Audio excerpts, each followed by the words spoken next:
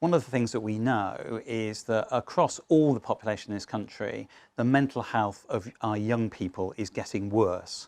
We've now gone from 1 in 10 young people under the age of 18 with a mental health problem to 1 in 8 young people experiencing a mental health problem now. We also know that the vast majority of young people's mental health problems can then become more serious conditions in adulthood if you're not properly treated, you don't get the right help and support. We also know that young people, although their attitudes are more positive towards mental health, are hungry for information. And most of the information that they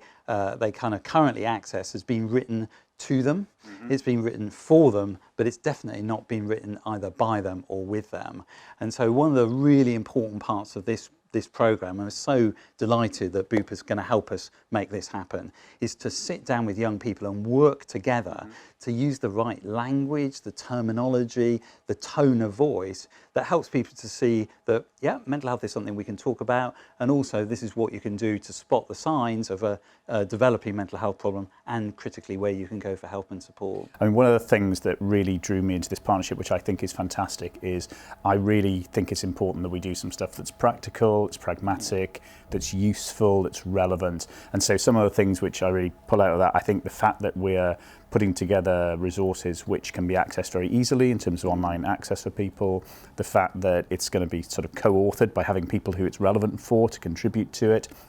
not written by people like us who sitting in an office somewhere thinking we'll have a go at it. Actually, we're going to get it in the language that people want to read it in, and therefore it should have the biggest impact. So I think all of that practicality is really important to us, and that's one of the advantages of using some of the resources we've got to be able to do that, because we've got lots of experience of pulling together health information. Let's try and do it in a way which is most relevant for those people.